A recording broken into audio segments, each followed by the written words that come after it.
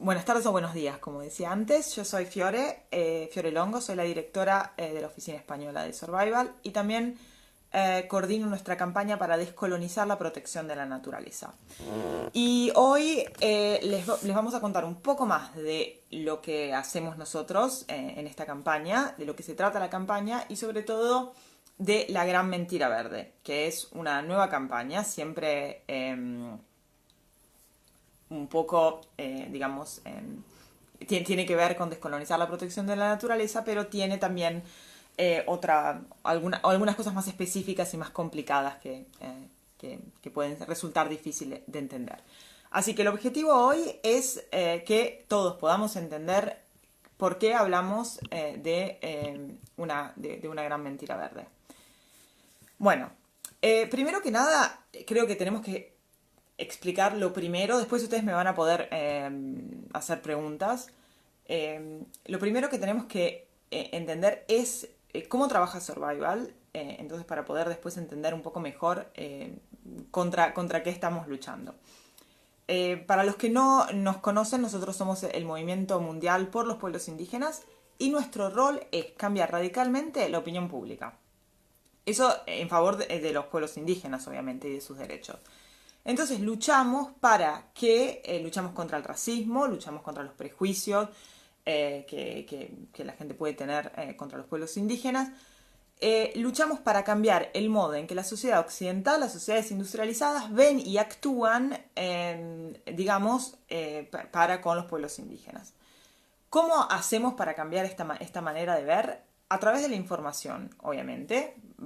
Visitamos a los pueblos indígenas, juntamos, pruebas de violaciones de los derechos humanos y también, denunciamos, hacemos acciones legales y hacemos mucha información y sensibilización pública con campañas públicas.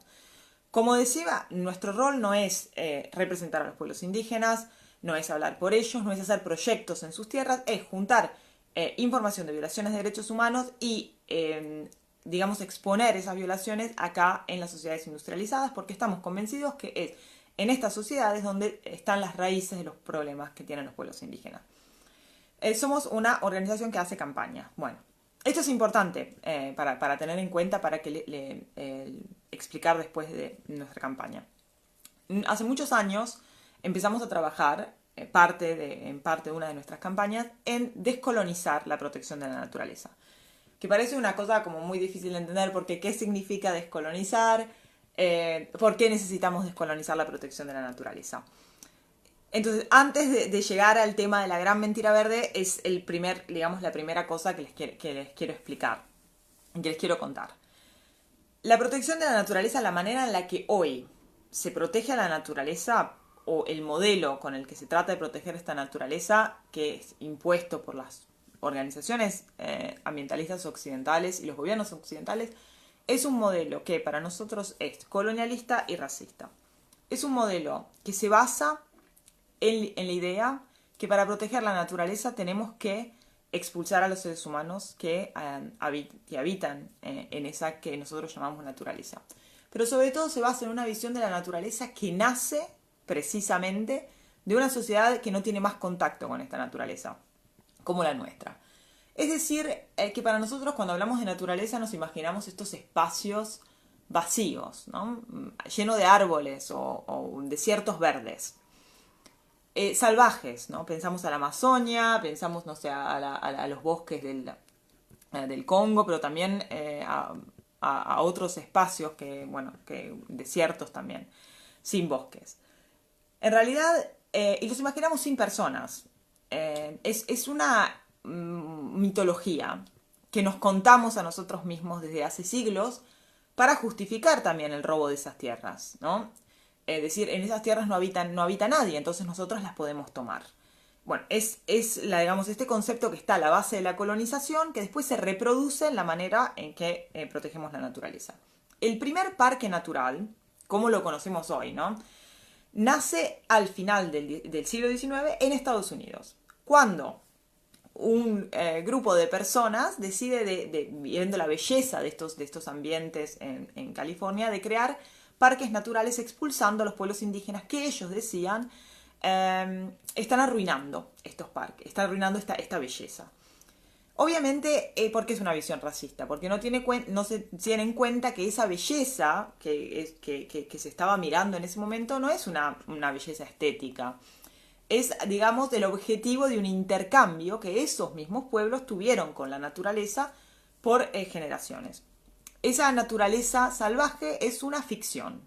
Y hoy, hace 2 semanas, un estudio científico demostró que los seres humanos están plasmeando, dando forma al ambiente desde hace 12.000 años, más o menos. O sea que todo lo que nosotros pensamos que es salvaje, en realidad no es salvaje. Son ecosistemas que fueron creados, plasmados por los seres humanos.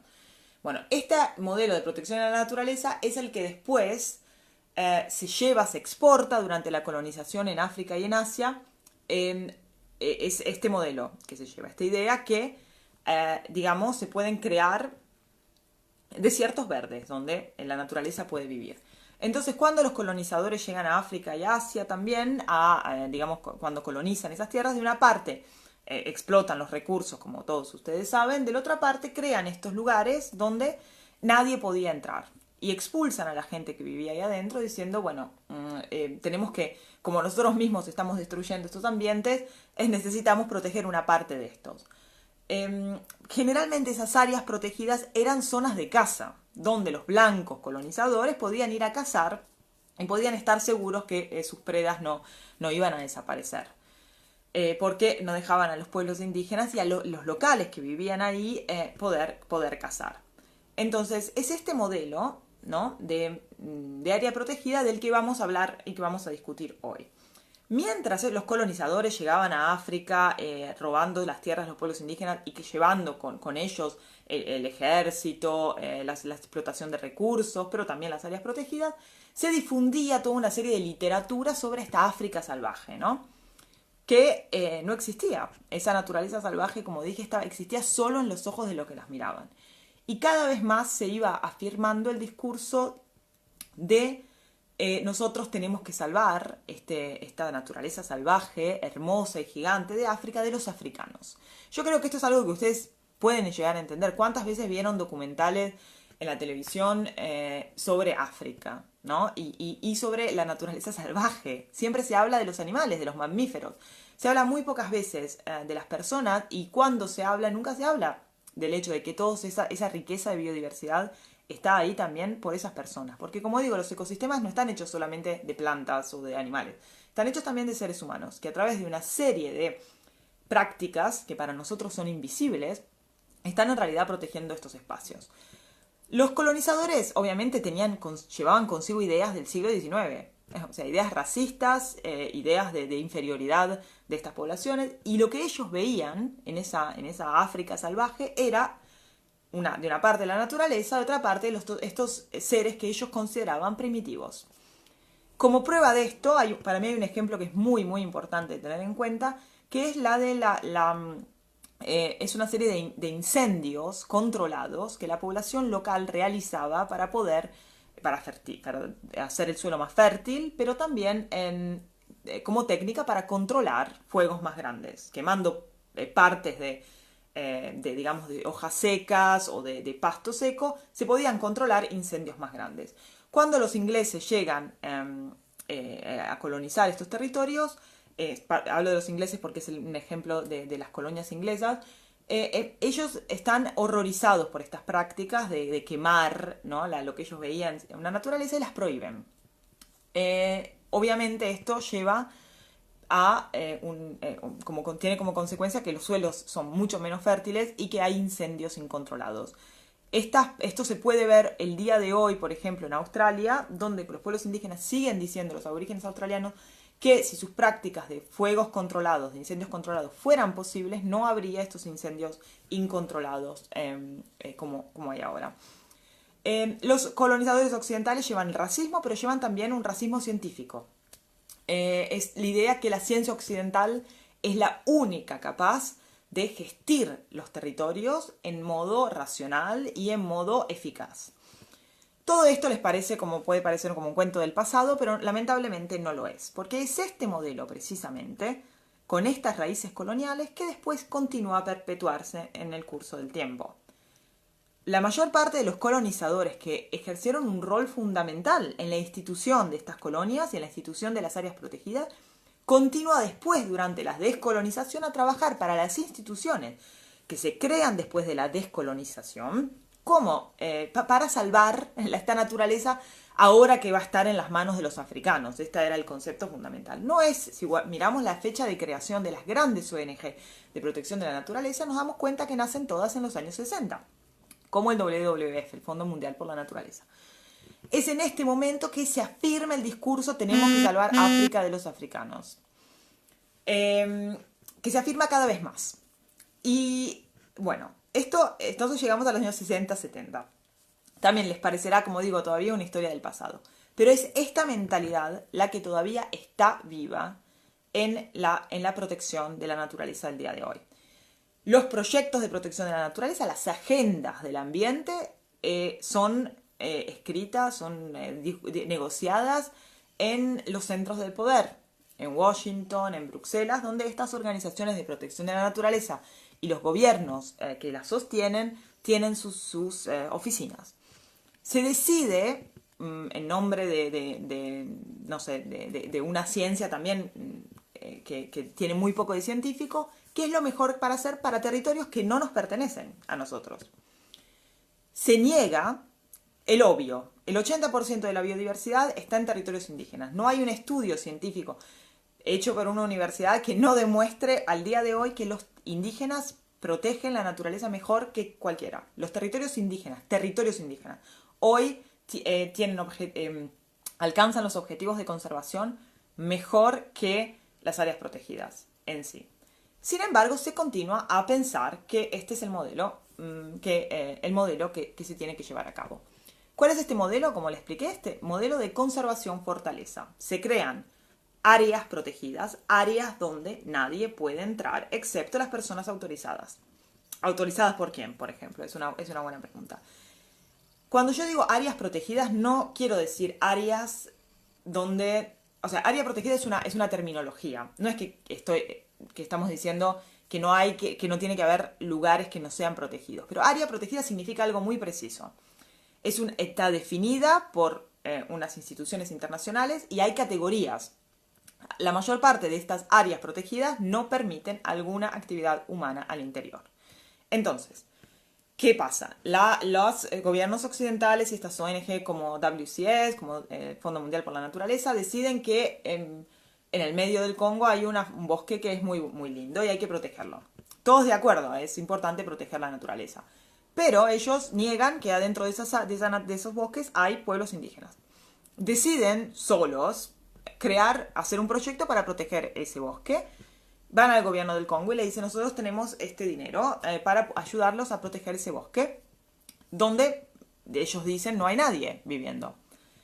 Entonces el área protegida se crea y se traen guardaparques, gente armada, para proteger esa área protegida. ¿Para protegerla de quién? Bueno, para protegerla de las personas que quieren entrar. Pero ¿quiénes son esas personas que quieren entrar? Son la gente que vivía antes de que llegaran ellos en esas áreas protegidas y esa es su tierra, es su bosque, y ahí iban a cazar, iban a comer, iban a juntar hojas que les sirven para curarse, pero iban también a realizar todos sus rituales que los definen, que los caracterizan en cuanto pueblo. Porque para los pueblos indígenas la tierra no es solamente un supermercado. Sin esa tierra ellos no pueden existir como pueblos. Entonces se llevan estos guardas armados, estos guardaparques, que no dejan entrar a nadie, no les dejan practicar la caza, no les dejan practicar la recolección. Y si ellos tratan de entrar, les pegan y los llevan a la cárcel. Obviamente esto no es metafórico y no es una exageración. Yo soy una investigadora de campo, aparte de mi trabajo como campaigner, y entrevisté cientos de personas. Gente que lo único que quiere es poder vivir tranquila, que fueron pegados, abusados, llevados a la cárcel y violados por haber tratado de ir a recolectar hojas adentro de su tierra.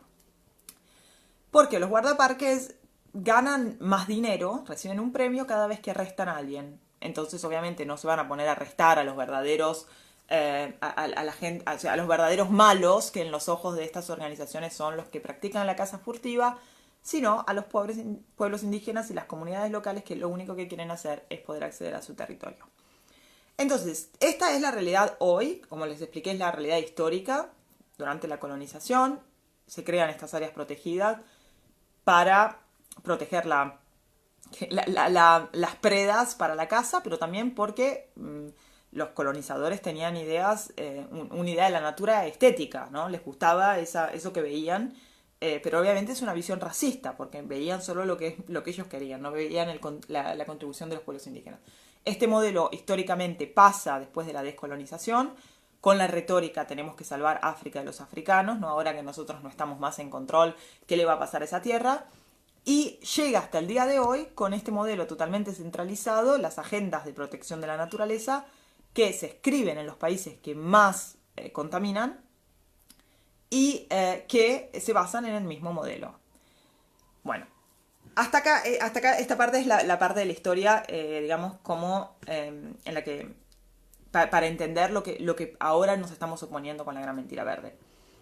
Toda esta es la situación en la que nosotros estuvimos trabajando hace años. Hace años estamos haciendo campañas para contarle al gran público lo que está pasando en estas áreas protegidas, cómo los guardaparques arrestan y abusan a los pueblos indígenas, cómo las grandes ONG de protección de la naturaleza sostienen financieramente y no solo este modelo. Pero para, digamos,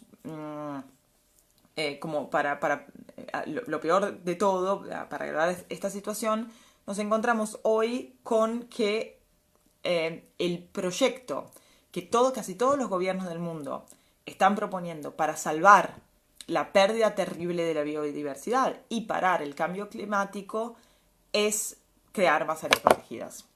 Entonces llegamos, o sea, no es más simplemente una cosa que pasaba en algunos países, ahora se está proponiendo crear el 30% del planeta como área protegida. Como dije, a una primera reacción y lectura de esta propuesta uno puede decir, ay, pero está bien, o sea, me parece bien que se creen áreas protegidas porque así no se permite deforestación, no se permite a las industrias extractivas de arruinar esas tierras. Pero si vamos a fondo, ¿no? Si vamos a analizar esta propuesta, nos damos cuenta que en realidad es una gran mentira verde. ¿Por qué? Porque áreas protegidas no significa áreas protegidas. No significa un territorio que va a ser protegido.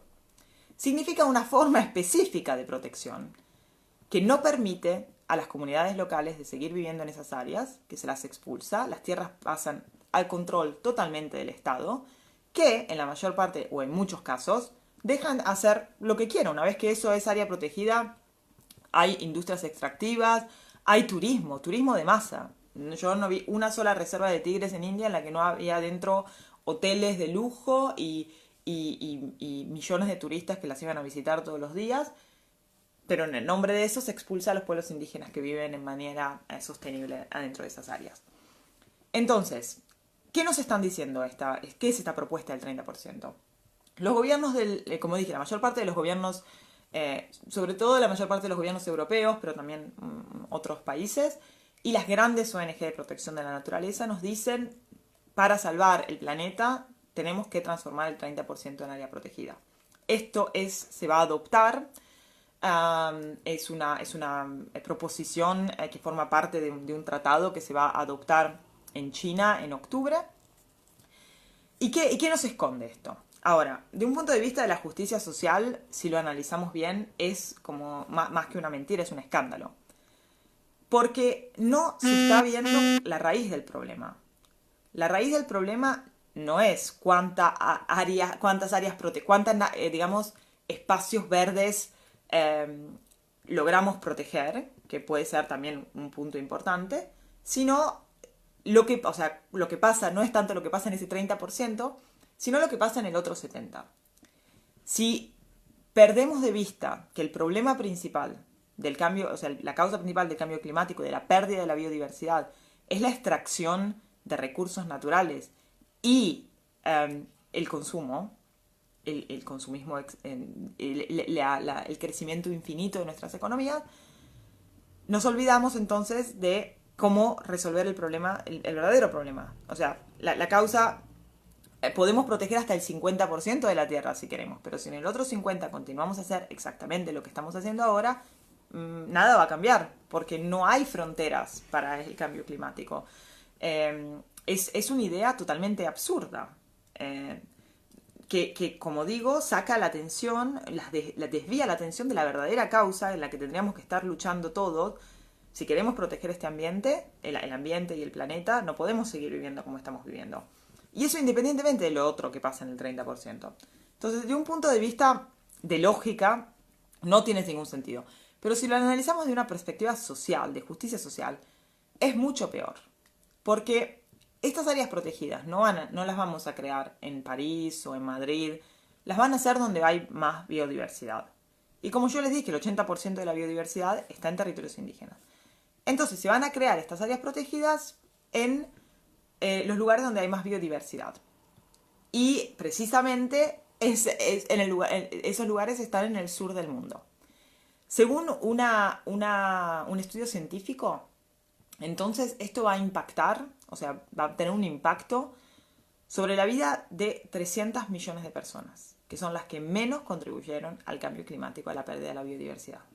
Entonces estamos sacrificando una parte importante de la población diciéndole: ustedes no pueden vivir más de la naturaleza y no pueden desarrollar sus vidas como la desarrollaban antes, porque así nosotros podemos compensar la destrucción que estamos causando al ambiente. Desde un punto de vista de justicia social es totalmente criminal. Desde un punto de vista de protección del ambiente, como dije, no va a funcionar. No importa lo que hagamos en ese 30% si continuamos a hacer lo que estamos haciendo en el otro 70%.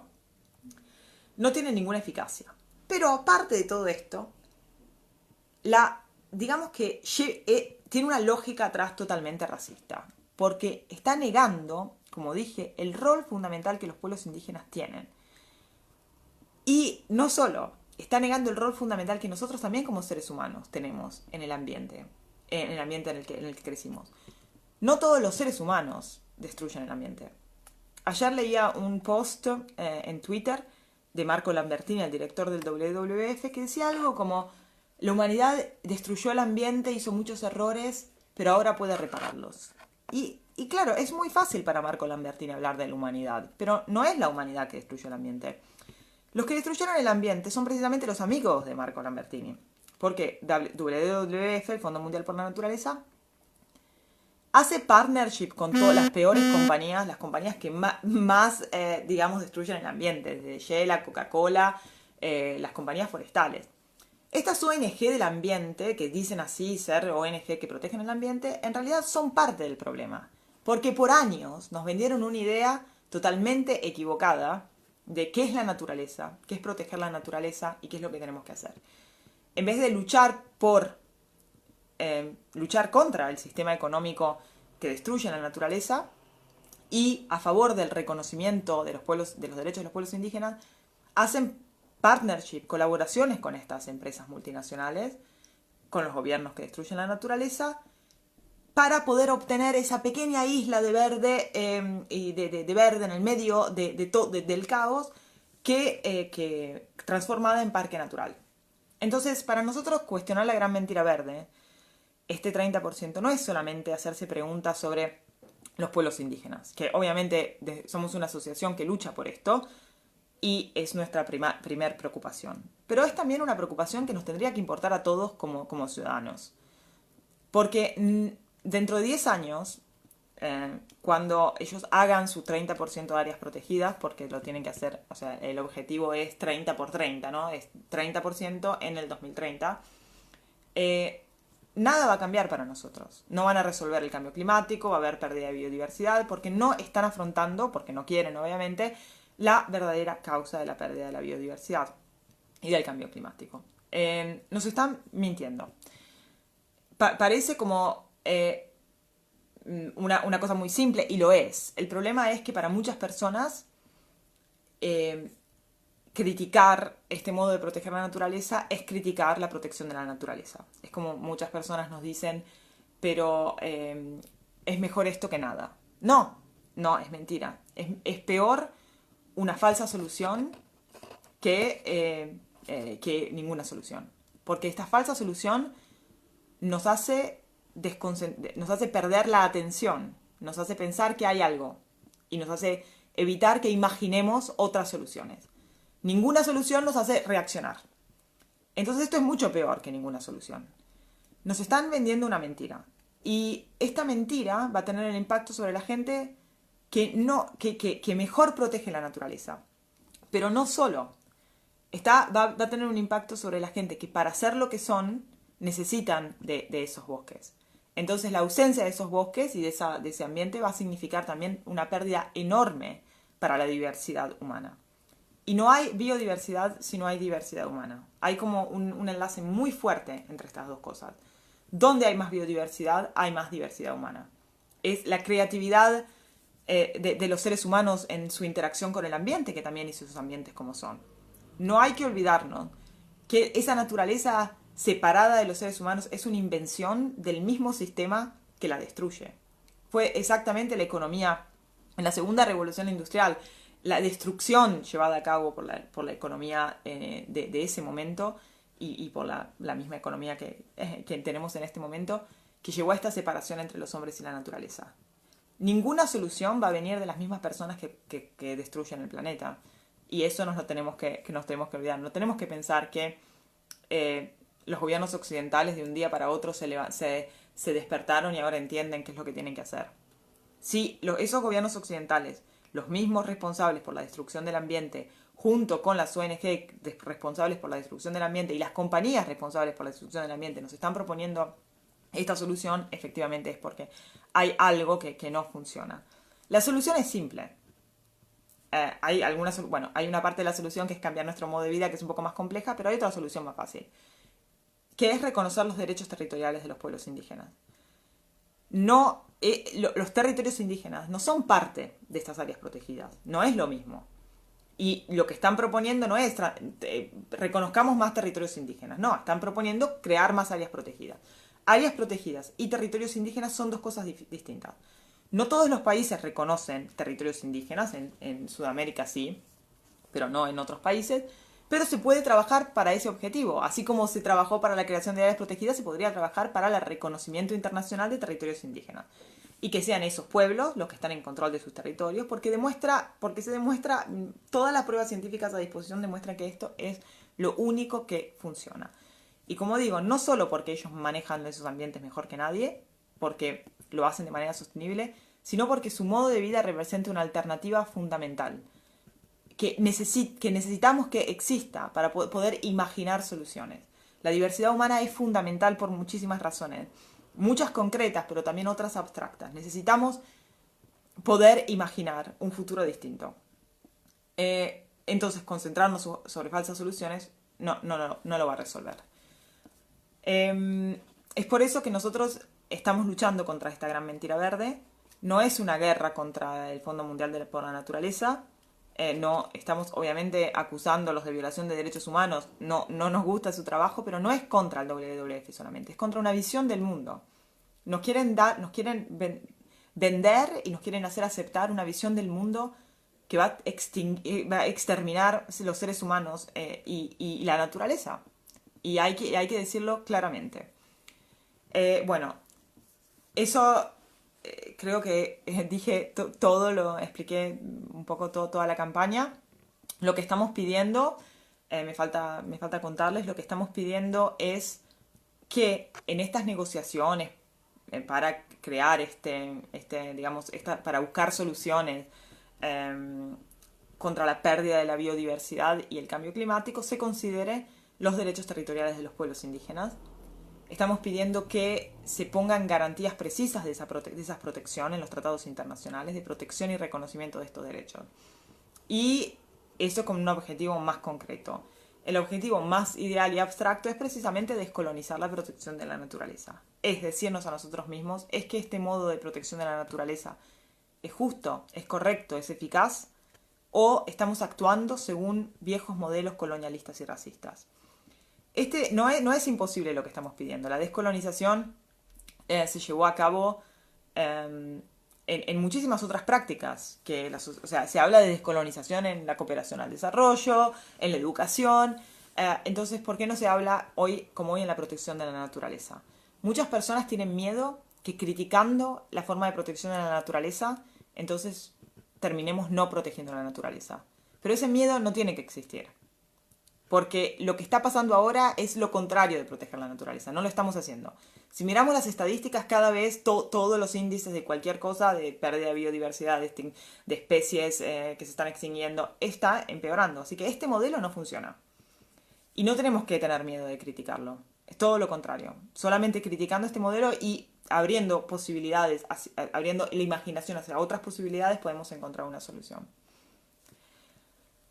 Bueno, espero que de haber sido clara. No sé si tenemos preguntas. Mm, voy a fijarme si hay alguna pregunta. Bueno, no, si tienen alguna pregunta la pueden escribir en la chat acá abajo o mandarnos un email. O mandarnos un email o escribirnos en las redes sociales y nosotros le vamos a responder.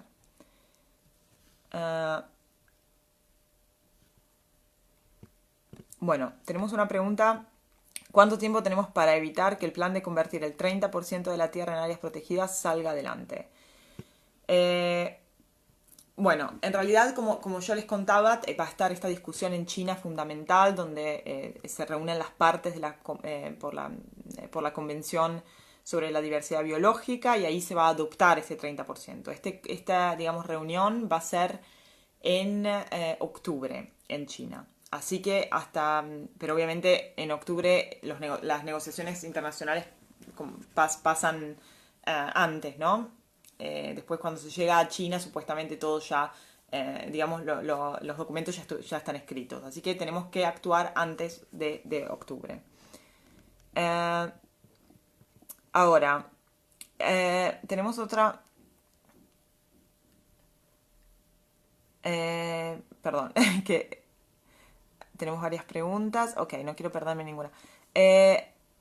Voy a leer ahora lo que escribió Francisco Javier. En Europa pasa lo mismo, aunque no sean indígenas, se llama población local.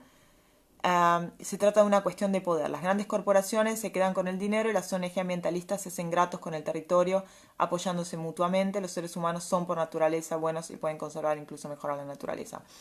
Sí, es cierto que en Europa pasa lo mismo. Tenemos también muchos casos de las políticas de rewilding que nos llegan, pero obviamente nosotros no trabajamos con eso porque nuestro rol es dar más espacio a los pueblos indígenas, pero sabemos que estas políticas de rewilding, que son también decididas en las ciudades, tienen impacto sobre las poblaciones locales en Europa. Nos llegan, digamos, quejas y también comunicaciones sobre eso, pero que por el momento solamente las recibimos. Pero sí, yo también estoy convencida de que es una cuestión de poder. Se trata... Es exactamente lo mismo, es exactamente lo mismo que el colonialismo. Es un grupo de personas que piensa que son superiores y que saben más que los demás. Y obviamente, bueno, también hay un montón de intereses económicos. Esas áreas protegidas tienen recursos naturales también. Pero sí, creo que Francisco, tu indicación es muy buena. Carlos nos pregunta si no tendríamos que cambiar el sistema. Sí, es un poco lo que tratamos de hacer desde Survival. La descolonización puede ser un factor muy potente para poder cambiar el sistema.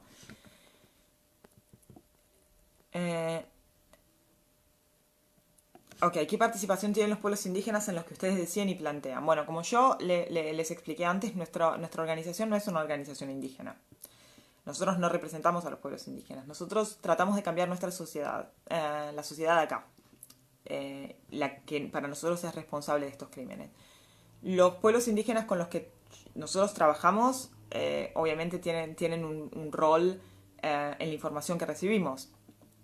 Pero la nuestra no es una organización indígena. Nosotros no estamos acá para descolonizar a los pueblos indígenas. Ellos saben mejor que nosotros todo lo que tenemos que hacer. Nosotros estamos acá para reaccionar hacia los crímenes que nuestra sociedad hacen. Así que digamos que es solo para aclarar que nosotros no somos una asociación que los representa. Entonces a veces podemos decir cosas que pueden ser distintas de algunos pueblos indígenas, pero nuestra información, la información que tenemos sobre lo que está pasando, nos viene directamente de los pueblos indígenas. No sé si es claro.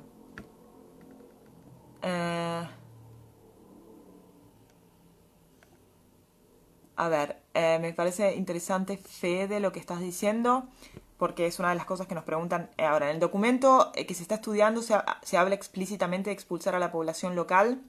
En Brasil existen unidades de conservación y de uso restringido donde viven poblaciones locales.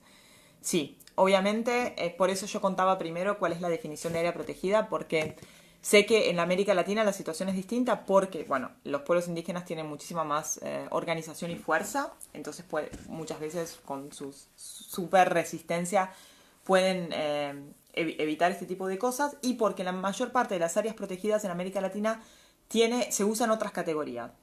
En África y en Asia, si se miran las estadísticas, la mayor parte de las áreas protegidas que se crean son de la categoría 1, 2, hasta la 4, y que son las que se excluyen a los pueblos indígenas. En el documento se habla simplemente de crear más áreas protegidas y se usa como indicador, digamos, de suceso, precisamente cuántas se crean. Teniendo en cuenta lo que significa la creación de áreas protegidas, no podemos ser muy optimistas, pero hay otra cosa que es importante, es que en este documento no se menciona, no hay ninguna garantía para los pueblos indígenas. No es que dicen, bueno, vamos a crear 30% de áreas protegidas respetando los derechos de los pueblos indígenas. No hay absolutamente ninguna mención de los pueblos indígenas. Se habla solamente a un cierto punto del documento, no en este objetivo, de la participación.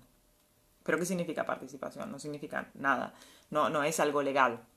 Entonces, la manera en la que el documento está redactado nos hace temer y digamos, tener también confirma que no se van a respetar los derechos de los pueblos indígenas. También considerando la definición de área protegida y su aplicación en el continente africano y asiático.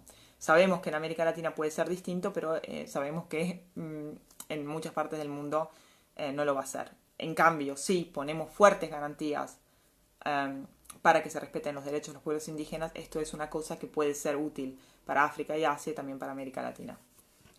Pero obviamente no es lo que quieren escribir en el tratado, ¿no? No nos sorprende. A ver.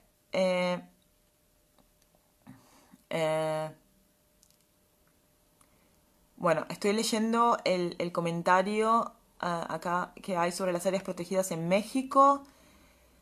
Entonces, se ha notado que la visión conservacionista se debe a que muchos de los directores y tomadores de decisiones sobre estas áreas son personas que vienen de la biología. Exactamente. Por lo tanto, he notado que al tomar decisiones le dan prioridades a los recursos bióticos, olvidando los recursos abióticos. Bueno, esto es muy cierto. Creo que es muy cierto. Muchas partes para mí del problema es que la conservación de la naturaleza es considerada una actividad científica del punto de vista biológico. No se piensa la conservación de la naturaleza como algo que tiene mucho que ver con lo social, con la manera en la que nosotros vivimos. Se piensa la naturaleza, verde, ciencia, no sé, biología. Y no es que no tiene nada que ver con eso, pero no es solamente eso. O sea, proteger la naturaleza tiene que ver con la manera en la que vivimos nosotros como seres humanos, cómo organizamos nuestra sociedad. Tiene que ver con los seres humanos. Y para mí este monopolio de la biología y de la ciencia occidental sobre las cuestiones del ambiente es una de las cosas como más peligrosas y más curiosas también. Pasa lo mismo con el cambio climático. Muchas veces viene considerado como una cuestión de emisiones, de emisiones, ¿no? Una cuestión que se puede calcular, que es científica. Pero obviamente lo es, pero también tiene muchísimo que ver con unas cuestiones de justicia social. Cómo vivimos nosotros como sociedad y quién va a pagar por eso. Y la conversación las conversaciones no son así. La conservación tiene que ver con la política, tiene que ver con la economía, tiene que ver con la sociedad, y en cambio se tiende a pensar que es un problema de biólogos. Yo creo que eso es uno de los problemas fundamentales, que no se tienen en consideración y no se llaman para elaborar estas estrategias personas que vienen de contextos y de formaciones distintas. Espera que no puedo... A ver. Ok, perdón. De juntarse... Sí. Bueno, estoy leyendo el comentario de Carlos que dice que hay una nula voluntad de todos, asociaciones, izquierdos, ONG, sociedad civil, de juntarse y generar la unidad necesaria para confrontar con fuerza a esta arremetida global. Sí, lo creo. Cada uno también tiene sus propias agendas y como decía, los que luchan por el cambio climático luchan solo por el cambio climático, los que luchan por la biodiversidad solo por la biodiversidad, y en realidad se trata de cuestiones muy complejas y que están todas enlazadas una con las otras. Por eso nosotros en Survival decimos no es una lucha solo por los pueblos indígenas, es por la naturaleza, pero también por toda la humanidad. Y es algo que no tenemos que perder de contexto. Nosotros no estamos acá solo por los pueblos indígenas. Y no es una cuestión solamente de derechos humanos, es una cuestión que tiene que ver con muchísimas otras cosas, incluida nuestra sociedad. Así que estoy totalmente de acuerdo. Por la cuestión técnica, si el video se puede volver a ver, creo que sí, pero yo soy la menos adapta para responder. Mis colegas van a responder. Si yo no pude responder a todos los comentarios, van a responder. Si tienen igual más preguntas, pueden, porque ahora vamos a cerrar la directa, si tienen más preguntas o les nacen después, pueden siempre escribir a info@survival.es, y si no, también en Facebook o en Instagram o en Twitter o en lo que estén usando, y nosotros vamos a tratar de responderle. Es una campaña muy compleja, como dije, toca una mitología que lleva siglos, esta mitología, ¿no? de qué es la naturaleza y qué es lo que tenemos que hacer para protegerla. Así que bueno, creo que también podemos aconsejarles lecturas, podemos mandarles documentos. Los invito también a mirar los videos que tenemos en nuestra página Voz Indígena. Yo creo que es mucho más... bueno, mucho más fuerte e importante que escucharme, porque son los mismos pueblos indígenas que cuentan lo que significa para ellos ese tipo de conservación, ese tipo de militarización, cómo los golpean, cómo los abusan cuando ellos en realidad son los que están protegiendo la naturaleza. Así que los invito a ver que estos videos que son muchísimo, creo, más fuertes y poderosos de lo que soy yo para hablar. Bueno, yo creo que les agradezco a todos. Creo que voy a cerrar. Les agradezco a todos de verdad por habernos seguido y por habernos escuchado. De nuevo los invito a ir a nuestra página de La Gran Mentira Verde, a ver el video. Hicimos un video muy bueno, una animación que trata de explicar este problema. Y de tomar acción significa para nosotros, en este caso estamos haciendo presión sobre los gobiernos, como les expliqué, para que abandonen esta propuesta y reconozcan los derechos territoriales de los pueblos indígenas. Pueden tomar acción siempre en nuestra página y escribirle a los gobiernos europeos y a las Naciones Unidas sobre este tema. Bueno, muchísimas gracias y espero que tengan una linda tarde o un lindo día para los que están en Latinoamérica y se están levantando.